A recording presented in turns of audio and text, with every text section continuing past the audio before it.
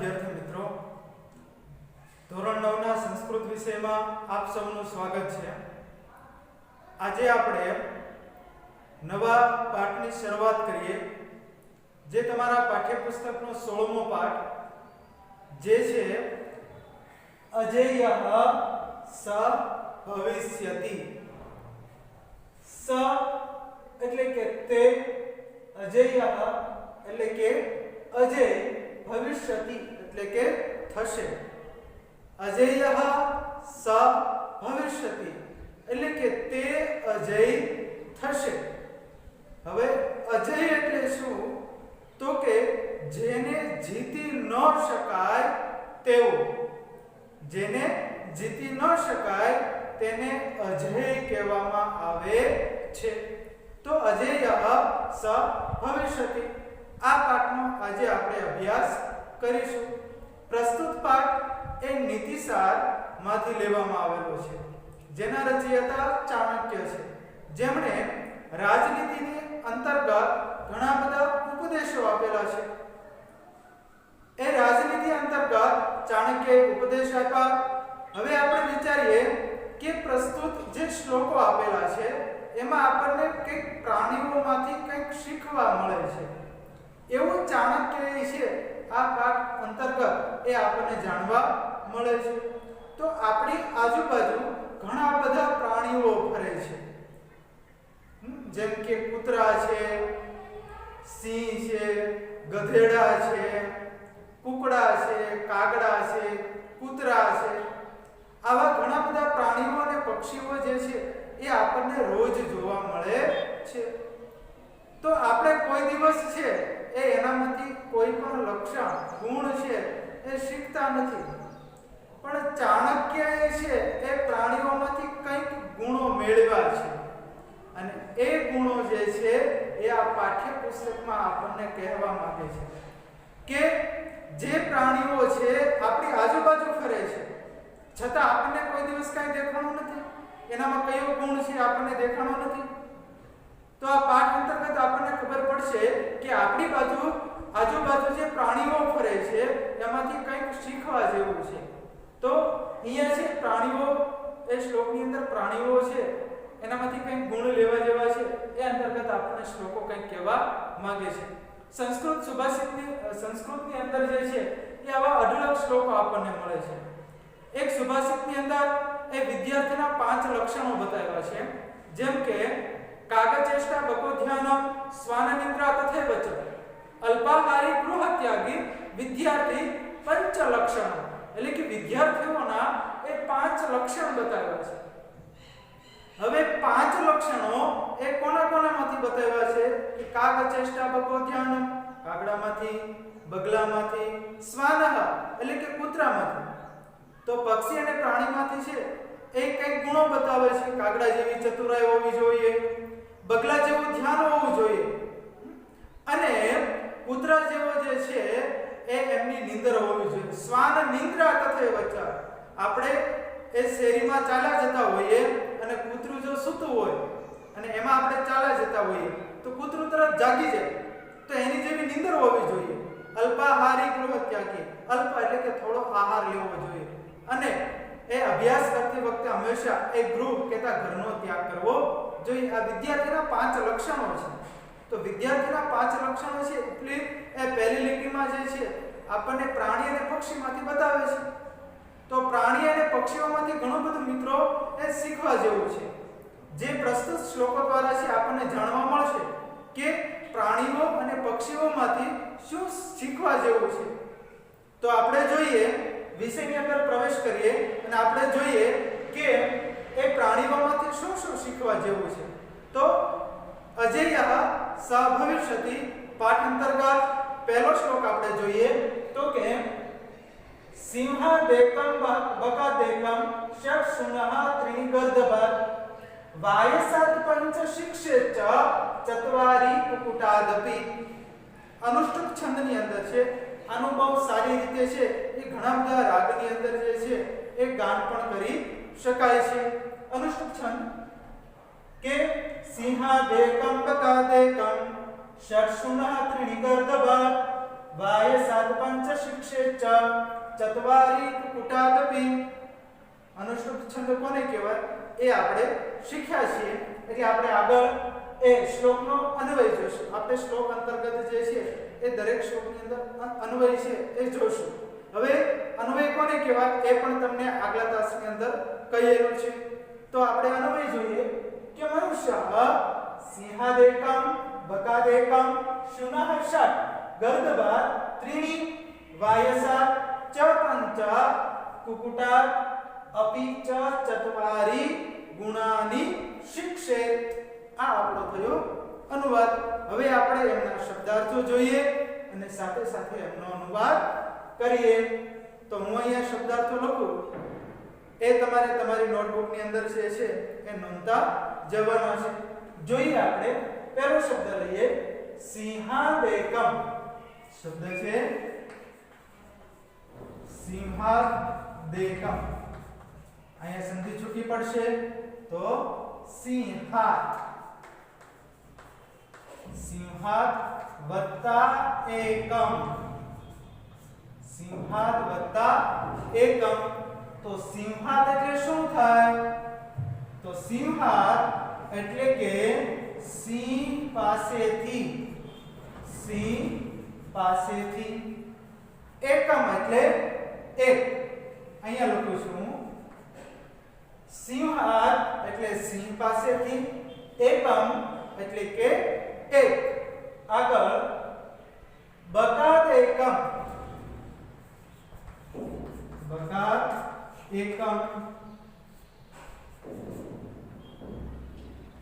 અહીંયા જે છે આપણે મ હલન કરી નાખીએ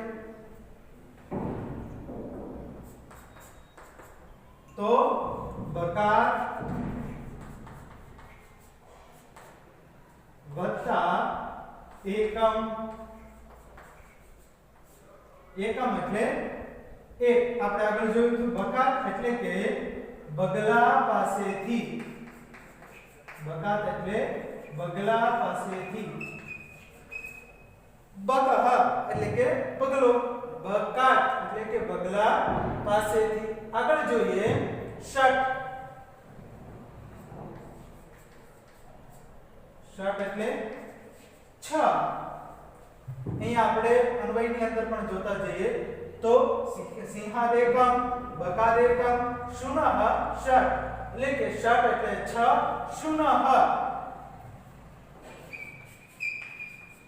શુનઃ એટલે કૂતરા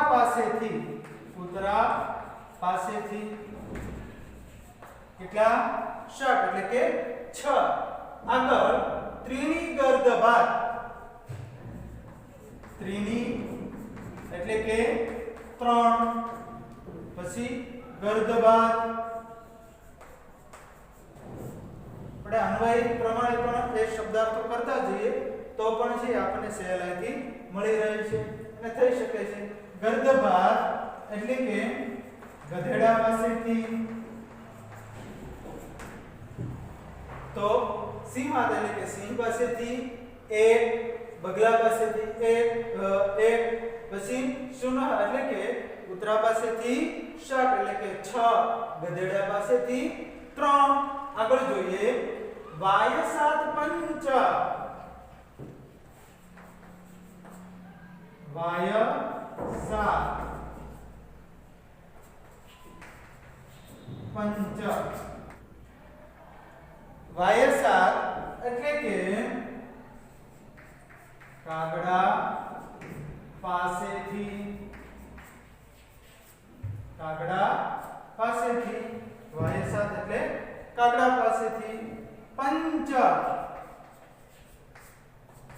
એટલે કે 5 આગળ શિક્ષે ચ કુકુટા દપી એટલે કે કુકુટા આપણે પહેલા અન્વય પ્રમાણે કુકુટા લઈ લઈએ કુકુટા દપી એટલે કે સંધિ છૂટી પડશે કુકુટા વત્તા અપી એટલે કુકુટા એટલે કે કુકડા પાસેથી કેટલા છે ચતવારી એટલે 4 એ પછી શબ્દ લઈ લઈએ ગુણાની એટલે કે ગુણો શિક્ષેત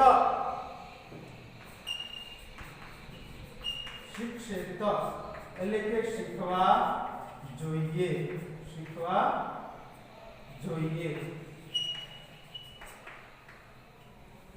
તો આપણે શબ્દાર્થો લખ્યા કે સિંહાદેકમ એટલે કે સિંહ પાસેથી બકાત એકમ એટલે કે બકાત વત્તા એકમ સંધિ આપણે જ્યાં પડે છે ત્યાં જોઈ છે તો બગલા પાસેથી ષટ એટલે કે 6 શુનઃ એટલે કે કૂતરા પાસેથી ત્રીણી એટલે 3 ગર્દબાદ એટલે કે ગધેડા પાસેથી વાયસાત પંચ વાયસાત ચ પંચઃ વાયસાત એટલે કે કાગડા પાસેથી પંચઃ 5 અને કુકુટાદ એટલે કુકુટાદ વત્તા અપી કુકડા પાસેથી ચતવારી 4 શિક્ષેત શીખવા જોઈએ શું ગુણો હવે એનો આપણે અનુવાદ કરીએ કે સિંહ પાસેથી 1 બગલા પાસેથી 1 કૂતરા પાસેથી 6 ગધેડા પાસેથી 3 કાગડા પાસેથી 5 અને કુકડા પાસેથી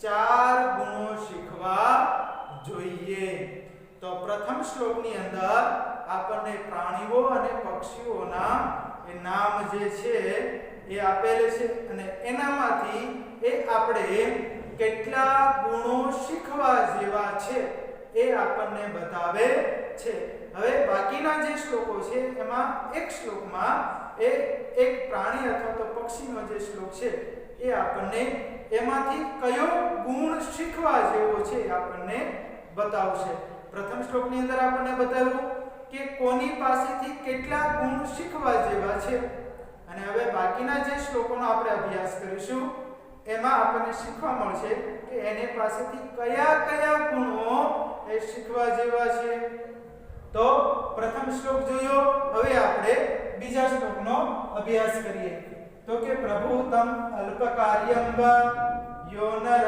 કર્તુમિચ્છતિ સર્વારંભેન તત્કુર્યાત સિંહાદેકમ પ્રકીર્તિતમ પ્રસ્તુત શ્લોક પણ એ અનુષ્ટુપ છંદની અંદર છે તો પ્રભુ તમ અલ્પકાર્યમ વા યો નર કર્તુમિચ્છતિ સર્વારંભેન તત્કુર્યાત સિંહાદેકમ પ્રકીર્તિતમ અન્વય જોઈએ આપણે તો કે યહ નરઃ પ્રભુતમ અલ્પકાર્યમ વા કર્તુમ ઇચ્છતિ સર્વારંભેન તત્કુર્યાત સિંહાદેકમ પ્રકીર્તિતમ શબ્દાર્થો જોઈએ તો કે યહ નરઃ એટલે કે માણસોએ મનુષ્ય પ્રભુતમ પહેલો શબ્દ જોઈએ પ્રભુતમ મલ્પ કાર્યમ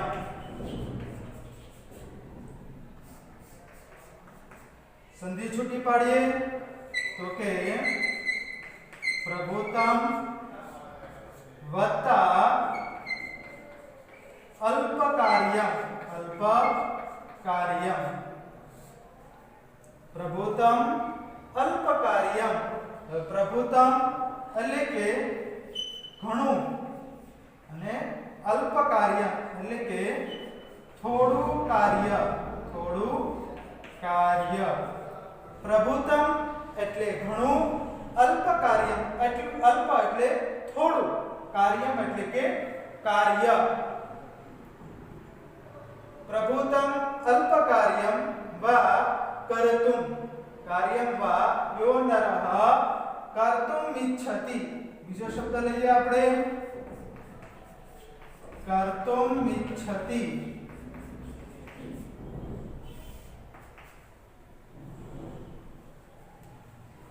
અહીંયા પણ સંધિ છૂટી પડશે કર્તુમ વત્તા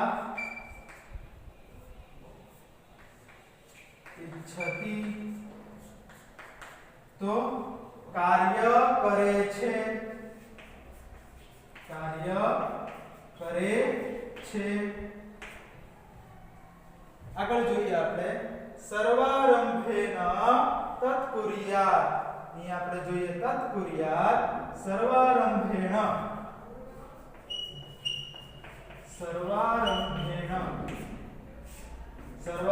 એટલે સર્વ પ્રકારના ઉદ્યમ વડે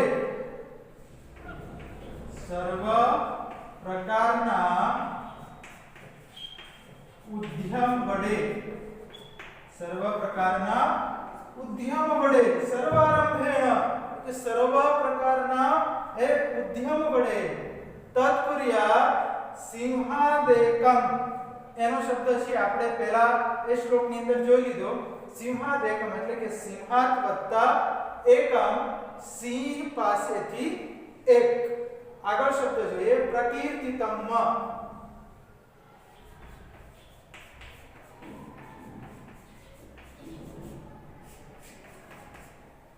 પ્રકીર્તિતમ એટલે કે કહેવાયું છે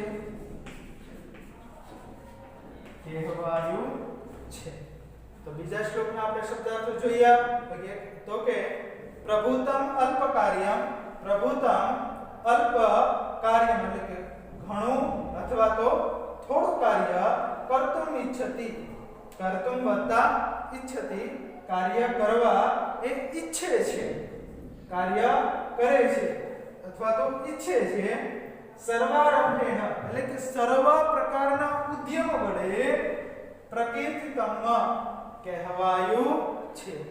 તો એ આપણને બીજા શ્લોકનો આપણે અનુવાદ જોઈએ તો બીજા શ્લોકની અંદર એ આપણને સિંહ પાસેથી એ કયો ગુણ શીખવા જેવો છે તો એ બીજા શ્લોકની અંદર આપણને બતાવે છે। પરીક્ષામાં પૂછે કે સિંહ પાસેથી એ કયો ગુણ શીખવા જેવો છે પેલો એ પ્રશ્ન પૂછે તો આમાં જે અનુવાદ છે એ તમારે પરીક્ષામાં લખવાનો રહે।